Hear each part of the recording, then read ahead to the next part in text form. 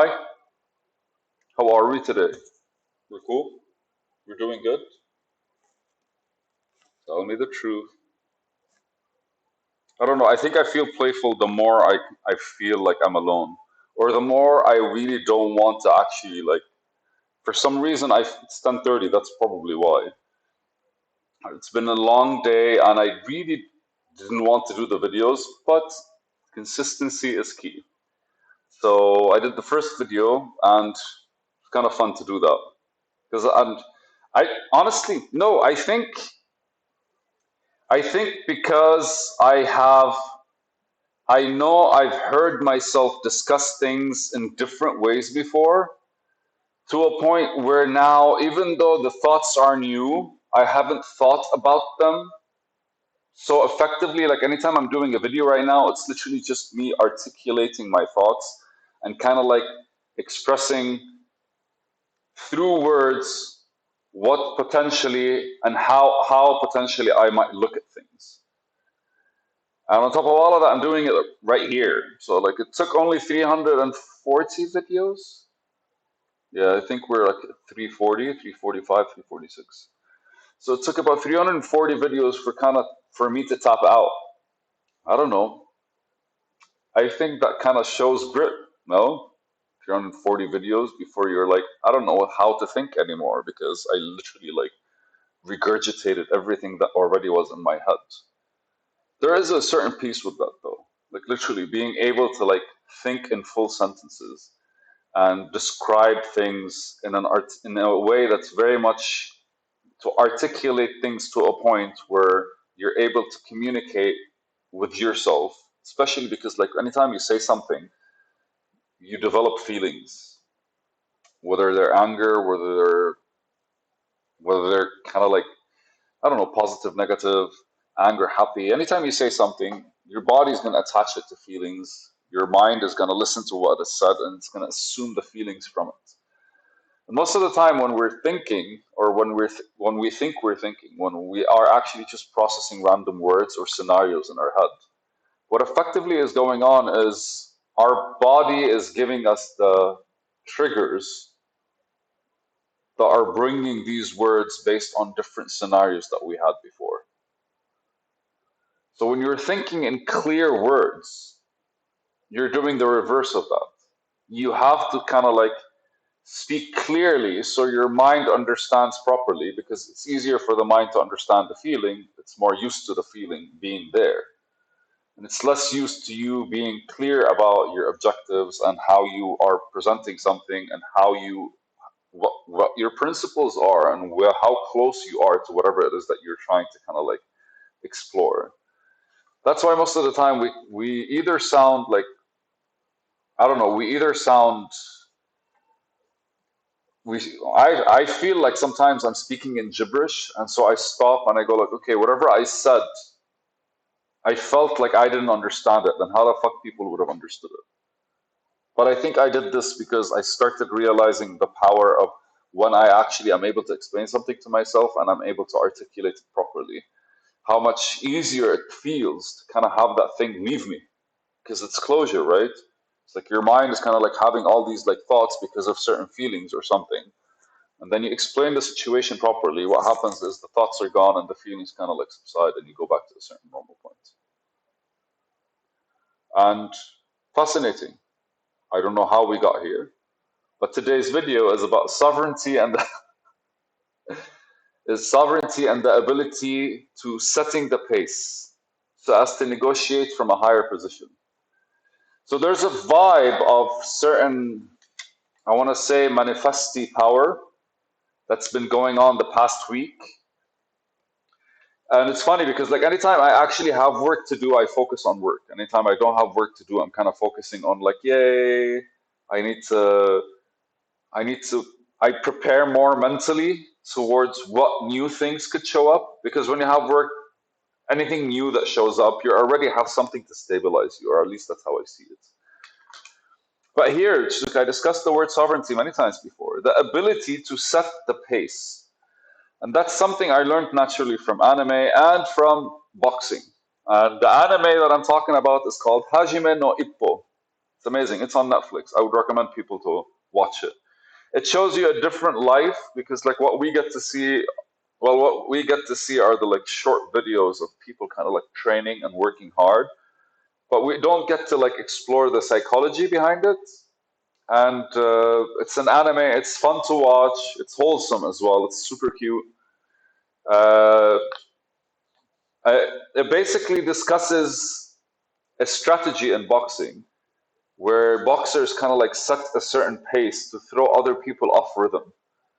Which reminds me of a video I wanted to write. Let me check if I wrote it or not. Giving up why music is important video. Music is important.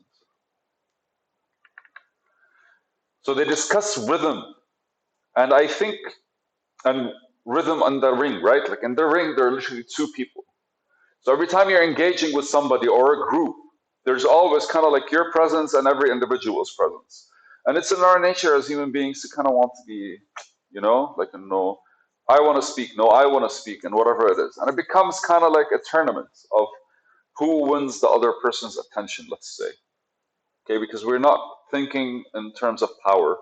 It's pointless to think in terms of power. Power kind of destroys itself. So what we're thinking is like gaining other people's attention.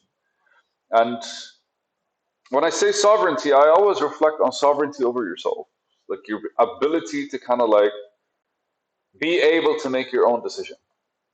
I think that's a skill that is taught. And given the nature of how I research and read about history, it feels like, especially like different tiers in society and how society has kind of like evolved into what it is right now and since back in the day, and especially like old school society before politics on the grander scale happened. What happens is like in every household kind of trains individuals in a certain manner, and then the certain leveling up kind of like comes with different trainings because like if you're on a different political level, like if you're taking care of farmers in your landscape, for example, or if you're a monarch or if you're a duke, then the people under you are going to be expected to kind of like be doing different duties in order to manage the bigger land. And so like whoever's living in a household of farmers is probably going to learn farming before he learns how to like be a duke and run land and stuff like this. So when it comes to your own sovereignty, in these days, especially given how society has become, we have created the space for us to evolve within that ranking, right? So the more of yourself you are in charge of, the more you get to decide exactly where you want to place yourself, whether it is in the business side of society or the economic side of society, which are different things. Whether it's in the productive side of society, whether it is in the social side, whether it's in the academic, scientific, all of them, you kind of like get to choose, and like you basically get to be, the more sovereign you are over your own state, you are always basically in a,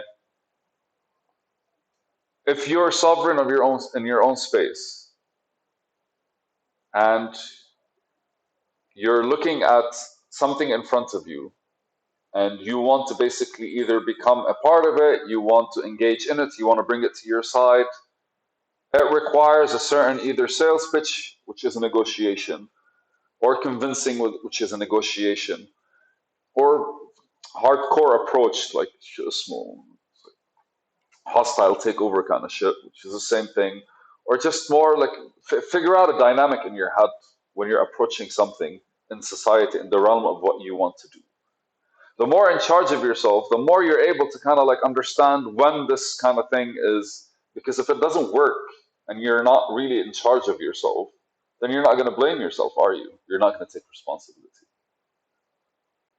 But if you are sovereign, then you kind of like, you're negotiating from a better position. It doesn't mean you're going to win or get exactly what you want, but at the very least, you're going to get stuff out of it. Right?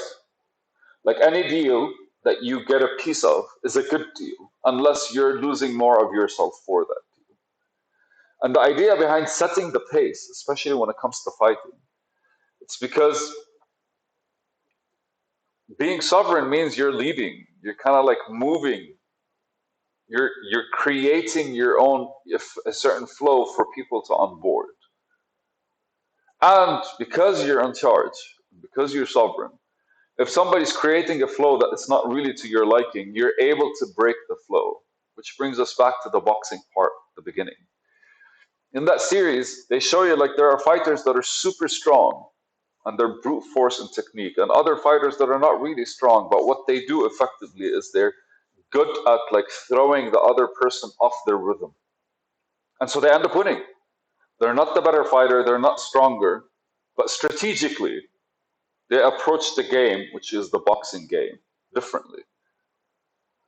And sovereignty comes with a whole lot of perks because you get to realize a lot of things about yourself. And at the very least, every single time you negotiate, and you don't really do well when it comes to negotiation, or you do well, you get to realize which one of them's actually like took charge, which one of them's actually set the pace better, and you get to realize what kind of person on the other side is. You always get to like reflect and project what's on you, what you notice on you, onto the other person in order for you to kind of like understand what you are, what you represented, how you negotiated, and just basically really have a much stronger position every single time you approach because it builds on itself.